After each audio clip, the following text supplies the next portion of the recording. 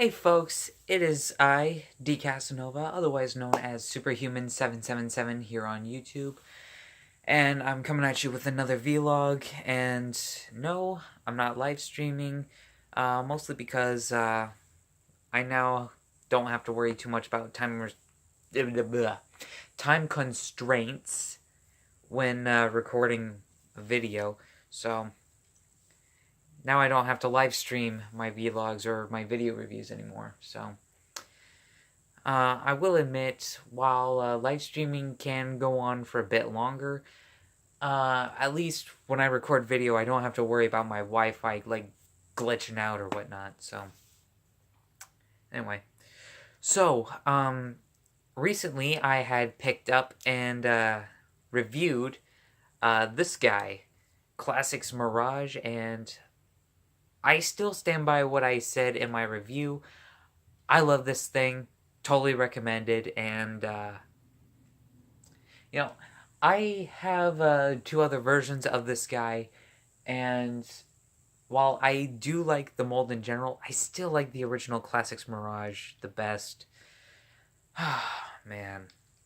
I mean, just look at him. Look at him. He's a well-done figure, despite my nitpicks with the thin waist and the placement of the head. This is still a great mold. And I also have here the Classics Grimlock. So a lot of people do some sort of comparison, like when it comes to getting either Mirage or Grimlock, but honestly, I like them both. I think they're both worthy of purchase. I actually got Grimlock first. I wish I found Mirage first and then Grimlock, but you know what? I still like Grimlock. He's very dear to my heart, or at least the character is, by the way. The animated Grimlock, I actually still have it. That was actually the very first Grimlock figure I ever had. And whilst it is transformation-wise a lot like the G1 figure, I still kind of like the Classics Grimlock more for some reason. I think it's because it kind of reminds me of... it kind of half reminds me of the original Grimlock, but sort of like updated to like a reimagining. Mirage, on the other hand, he's a lot like his G1 self. But you know what? They're both still cool figures, so definitely recommend them. Oh, and also, those of you who have watched the Mirage video all the way through, you may notice that I mentioned that I also picked up Classics Ramjet along with Mirage, and I have to admit, I actually like this figure a lot more than I thought I was going to. Like, the robot mode color scheme, it's kind of boring to me. Like the white, the dark gray, the gold, and the silver. While it may look nice, it's kind of boring to me. Like, I prefer the colors in jet mode better, mostly because in the jet mode, we have the addition of this rusty... This is the point where my tongue stops working. We have this rusty copper color in the jet mode, and I think it makes the jet look nice. We don't exactly have it in the robot mode unless you move the arm out of the way to reveal this, but you know what? Oh well. I still like this figure. I might plan to do a review on him sometime soon. Maybe. But, now that I have Ramjet, I just need Dirge to complete the cone heads. I have Thrust, and he's actually a pretty good figure as well. And Ramjet, Dirge, and Thrust, they are all remolds of the classic Starscream figure. And yes, I know this is the universe version, but you know what? From what I've seen and what I can tell, this is a superior paint job. I mean, this Starscream looks just like the G1 character model, and I love it. I love this I love this Starscream very much. He looks just like the original character. Now, I will admit, there are parts of Ramjet that I do like better than Starscream. Um, like, if they could have, like, added a joint to where you could angle the wings back, kind of like you can on Masterpiece Starscream, I think that would have been a lot better. But you know what? This is still a good deluxe size Starscream. And I also have the Thundercracker version of this mold. So, yeah, all I need, Seeker-wise, of these molds are Dirge and Skywarp. Now, I will admit, while I do like Skywarp's color scheme, I still like Starscream the best. Probably because he's the original Seeker. I don't know what it is with me. Like, everybody likes Skywarp's colors better than Starscream, but I honestly just like Starscream a lot more than all the others. Like, I don't know what it is about Starscream that I like so much. But you know, it's not a knock against the other paint schemes. Like, they're all cool. This is a great mold. So, yeah. I love the Classics figures. They are a lot of fun. All of them. And I have several others as well, like the Classics Cliffjumper. I love that figure. Universe Ironhide. I love this thing. A lot of people don't, but I love it. I have Hound. Everybody loves this guy, including myself. Wheeljack. Sunstreaker and Sideswipe. The Lamborghini twins. Definitely like those guys. They're fast. And, you know, I used to make jokes about Sunstreaker, like, being the streaker at Cybertronian events. Like, that's how he got his name. Like, he would strip the armor for his vehicle mode and just go running around Cybertronian stadiums during Cybertronian sports. Lame joke, I know. But, yeah. I love Transformers. I especially love the Classics figures. Yeah. Now, I want to talk about, like, a lot of people say that, like, a certain line of figures, like, it's dated. Like, you can only review this line of characters during this era, and you could only review Movie 1 characters in 2007. To be honest, I think Transformers are dateless. Like, you can review any toy at any given time because, well, in my case, anyway, I review these toys at random times because I like them. And I like them, and I think that they're timeless. And there are some Transformers that manage to stand the test of time, like the Beast Wars Optimus Primal, you know, the gorilla. I have the universe repaint of it, and I like that mold. I don't have the Beast Wars Megatron, though, but I do have Optimal Optimus and the Dragon Megatron, and I think those are vastly, vastly underrated. Like, even though they mostly get, like, positive reviews, I love them. I love them.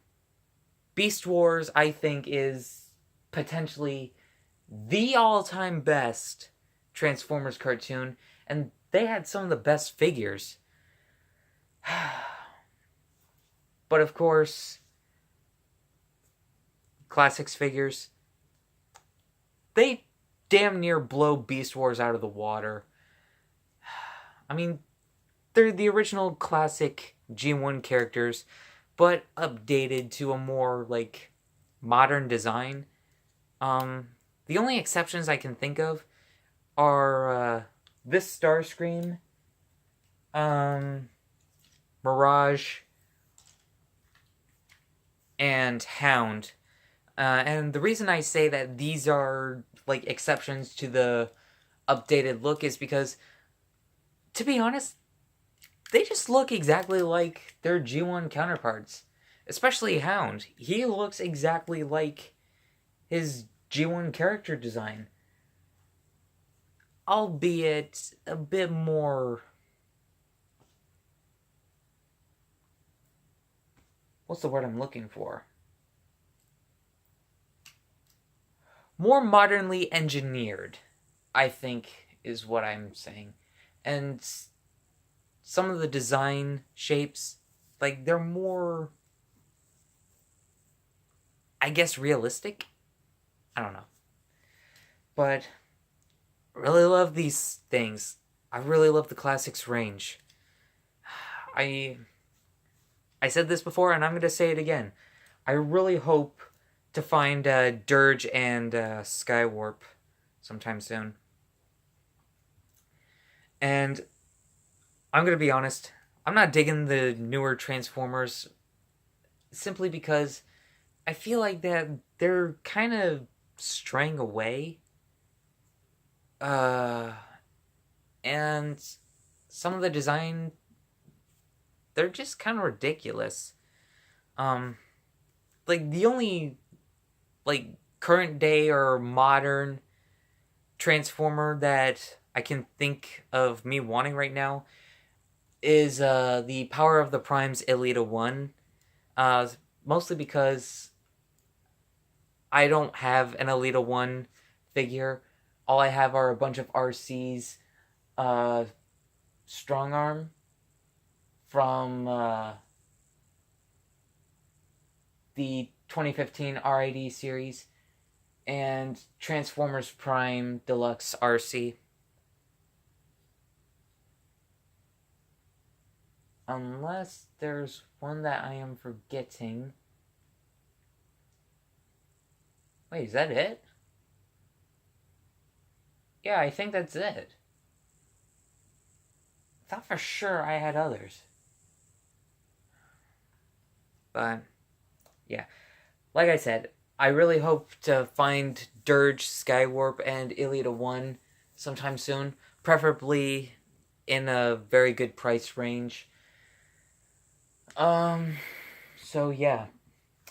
Also, some of you may have seen, videos where I was singing at a bar, and I was wearing open-toed heels, and, you guys might laugh, but here they are. And for those of you who are interested in, knowing what these are, they're of the Brash brand, and I think they're called Houstons. Brash Houstons. I don't know. I don't really pay too much attention. Now, some people might be asking, dude, why did you do that if you're male? Does this mean you're transitioning? Are you gay? Are you finally coming out of the closet? Here's why I was wearing these that night. I was going up on stage, and I was performing. Granted, it was just karaoke stuff, but you know what? I was still going up on stage, and I was doing something that I enjoyed doing. And my philosophy is, if you're going to be performing, just have fun with it. Like, even if it's something that not everybody can understand, just have fun with it. And this brings me to something else. Like, this is sort of like a secret obsession of mine, like shoes. Like, I love shoes. I know that a lot of people say that shoes are like a feminine thing. Well, let me tell you something. You are mistaken. Shoes can be a masculine thing as well. Ah, man. I like shoes. Okay? I will admit, I like shoes. Now, when they're open-toed, like, that's when I prefer women's over men's, because as far as open toes go, like, all men really get are, like, flip-flops and these, like, ruggedy, raggedy designs. And what do women get? All the glamorous stuff, and I don't really think that's fair. Like, why? But when it's closed-toed, I definitely go with men's because, well, if I'm not going to be showing my toes, then might as well go with something masculine. And I will admit, this boot is a women's boot, but you know what? I liked the heel, and I really love heeled boots.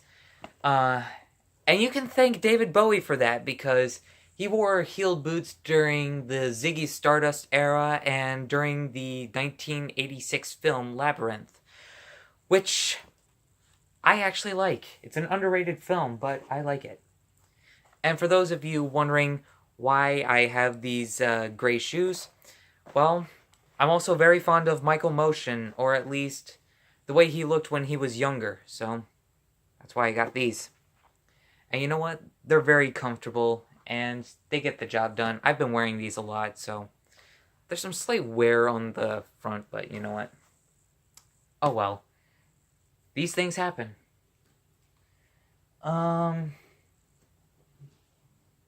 Let's see. Are my... Oh no, they're over there. I don't really feel like getting them out, but you know what? Oh well. So, yeah. I just wanted to show off a couple Transformers that I had. And I also wanted to admit, I have a shoe addiction. I love shoes. And, oh, here's another thing that I wanted to talk about. Like, so many times in the past, people have been telling me, dude, just give it up. You will never be popular. You're never going to get more than this, that, or the other many subscribers. You're always going to be the least popular on the face of the internet. Well, that's just your opinion. Personally, I honestly don't care how popular I get. Like, I'm on here having fun and enjoying myself. Like, if somebody enjoys what I put out, then good for them. If you don't like what I put out, and if you think that I should give up completely, too fucking bad. I started this, I'm going to stay here, and I don't care how long it takes to build up my channel. I'm going to persevere, because what's giving up ever done for anybody? Zilch. Absolutely nothing. So yeah, I'm proud to be a YouTuber. I am here to stay, and I don't care what other people tell me. I don't care what these haters think. I'm putting myself out there, I'm having fun doing it, and I'm pretty sure whoever enjoys my content, they're having a good time as well. And if you think that watching my videos is a waste of time, that's your own goddamn motherfucking fault. You're the one who clicked the video, so you wasted your own time. I didn't do anything. All I did was make my own video and put it out there. So, I spent my time doing this. I didn't waste your time. You're the one who clicked the video and watched it. And if you don't like what I put out, too bad. I'm here to stay, and there's nothing anybody can do to discourage me from persevering. Yeah. So that just about does it. Yeah. I want to shout out to some very awesome friends. Amanda Iverson, Briann Robinson, Cecilia Pimental. I would also like to shout out to my very awesome younger brother, Aiden. Love you, bro. I have been D Casanova, aka Superhuman777, and I will catch you guys next time.